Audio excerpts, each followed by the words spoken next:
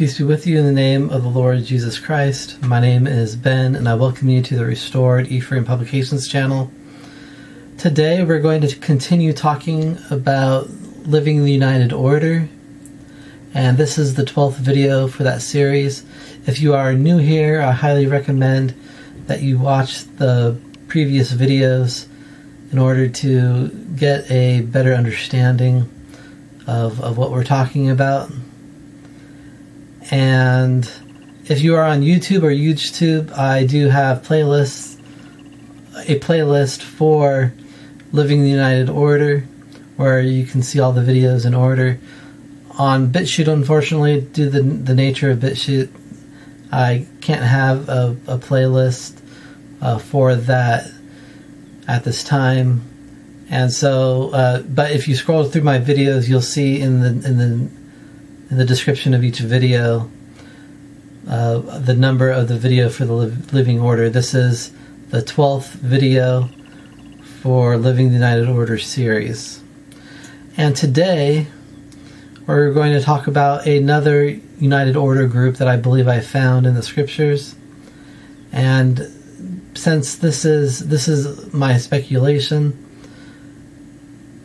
so we can't prove that it is, but if we look at the evidence, we can see that it's fulfilling the same type of things.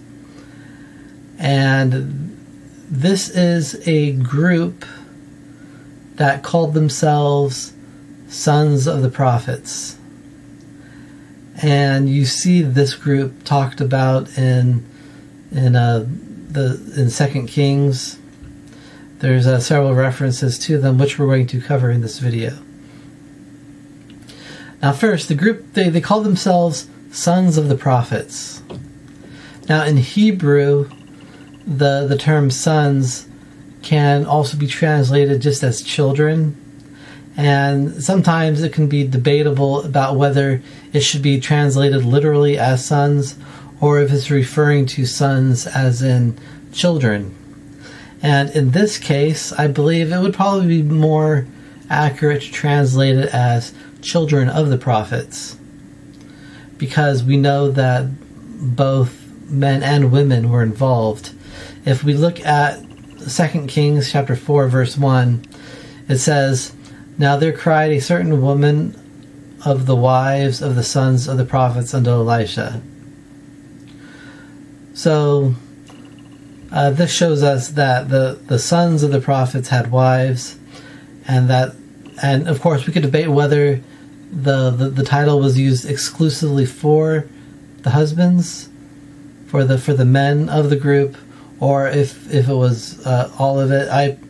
As it was, I believe, a United Order, I believe that it was referring to all of them. And so it might be better to translate it as children of the prophets, but both translations are possible. Now, we see two main things in looking for United Orders. The first thing is that they live together and work together, and the second thing is that they eat together. In fact, during our own day, attempting to live the United Order, the most successful United Orders were ones that lived and ate together. And we see both these instances occurring among the sons or children of the prophets. In 2 Kings chapter 4, verse of 38 through 44, it says, and I can't remember if I said 2 Kings, so 2 Kings chapter 4, verse 38 through 44, says that, "And Elisha came again to Gilgal, and there was a dearth in the land, and the sons of the prophets were sitting before him. And he said unto his servant, Set up the great pot, and seeth the pottage for the sons of the prophets. And one went out into the field to gather herbs, and found a wild vine, and gathered thereof wild gourds, his lap full. and came and shred them into the pot of pottage, for they knew them not. So they poured out for the men to eat, and it came to pass, as they were eating of the pottage, that they cried out and said, O thou man of God, there is death in the pot, and they could not eat thereof. But he said, Then bring meal. And he cast it into the pot, and he said, Pour out for the people, that they may eat. And there was no harm in the pot.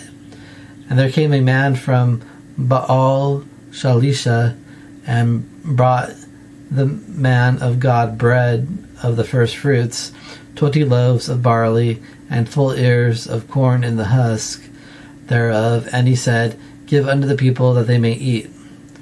And his servitor said, What, should I set this before 100 men? He said again, Give the people, that they may eat. For thus saith the Lord, They shall eat, and shall leave thereof. So he set it before them, and they did eat and left thereof, according to the word of the Lord. So in this instance, we see that they were making food and together and eating together, and there was miracles going on because of this. Someone gathered some wild gourds, not knowing what they were, and they ended up being poisonous. But through the administration of the prophet,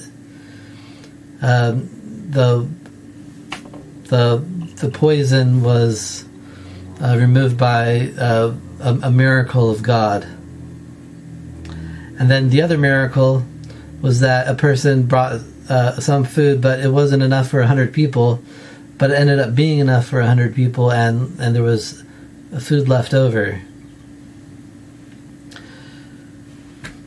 And but what we see here is, since we're focusing on the United Order, we see that they were cooking and eating together, and this is something that is common in the most successful United Orders.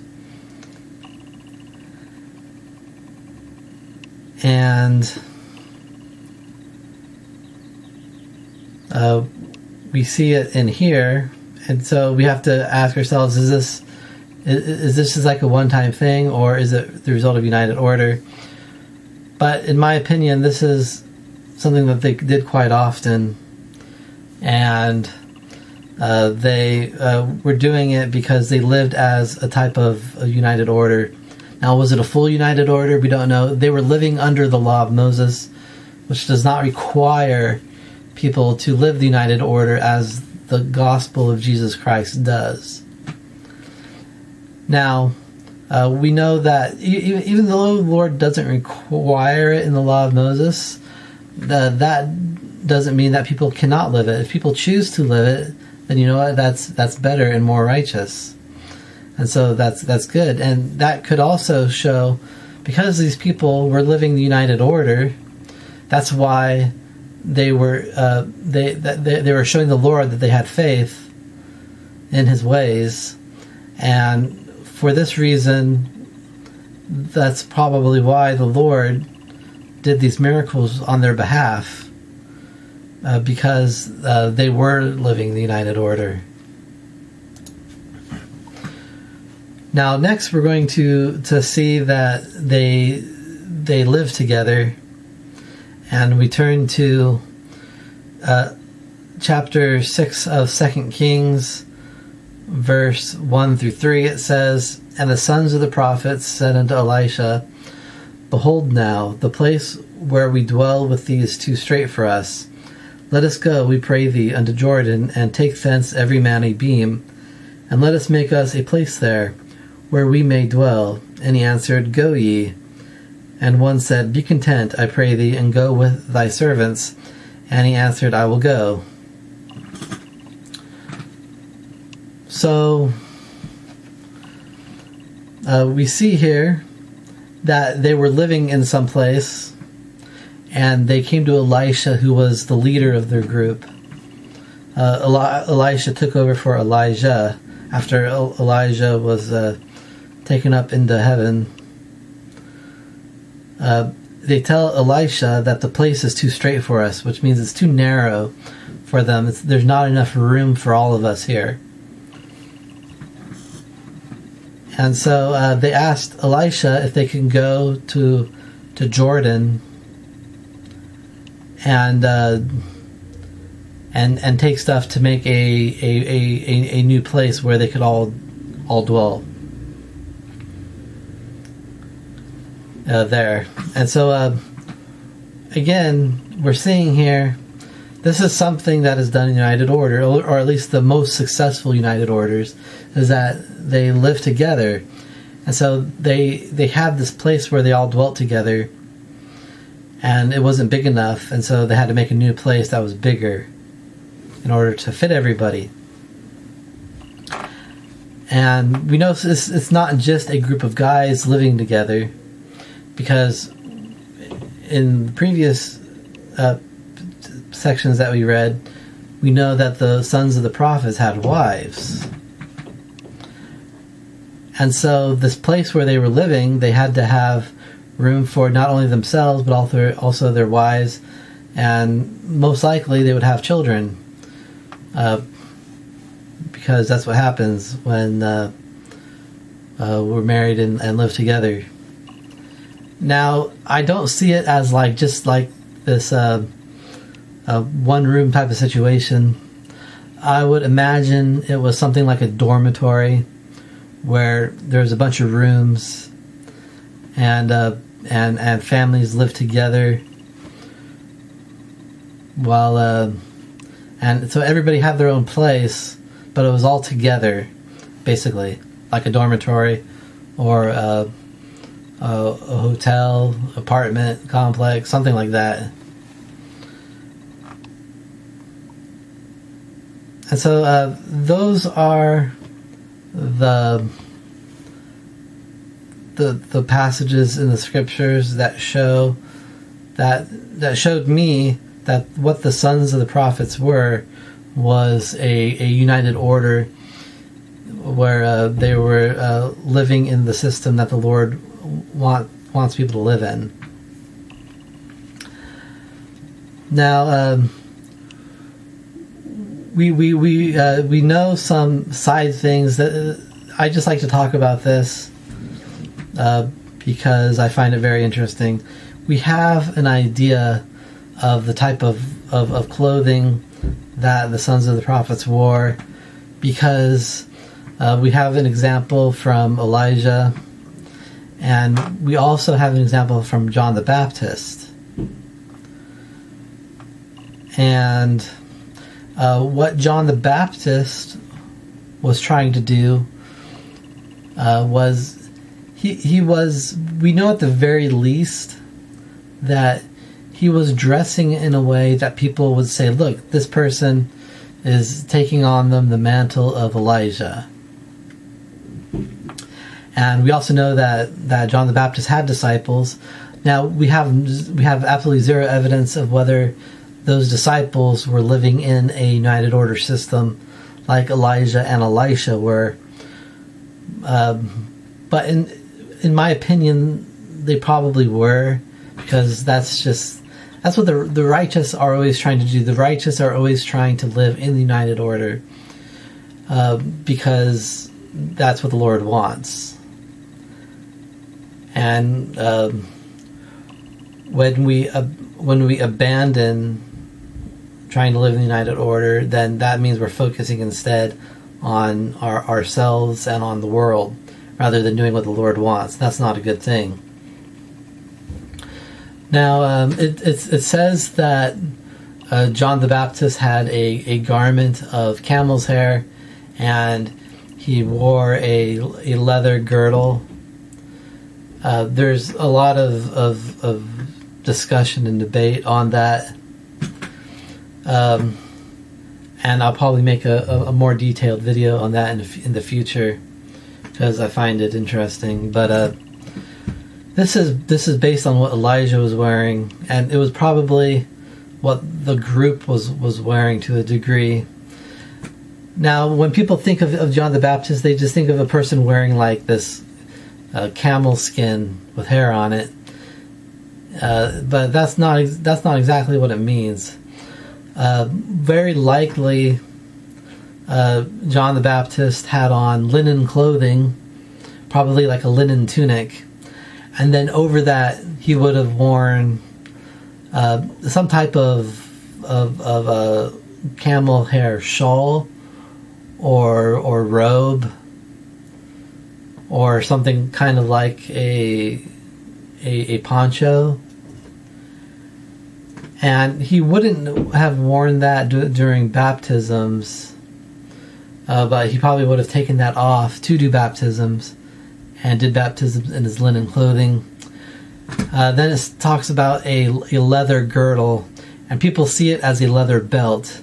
But the problem with that interpretation is that it could also be seen as something leather girded on, which means that it was leather, but the belt wasn't leather. There was a belt around the leather to tie it, to gird it on to the body. And if we look at the Greek, we see a description of the type of girdle that was worn in the Book of Revelation, as in describing the clothes that the Lord is wearing in the vision. It talks about girded up to the paps or to the breast, and so it was very likely like an apron that was like down to the knees to the breasts, and it was tied on with a girdle, and that's what that probably means. And again, this isn't too related. I find it just interesting. But if the sons of the prophets were living in the United Order, they very likely had a very similar style of clothing, and so they probably all would have worn these linen tunics, which was the common thing of the time, and they probably had some type of hairy woolen garment. Elijah had camel hair, and so that's probably what they were all using. It was common in that region, and they probably were all wearing a leather apron, most likely lambskin. And we'll talk more about that in a future video. Not right away. It's going to be some time, because we have other stuff to talk about before that. But for now, I leave this with you in the name of Jesus Christ. Amen.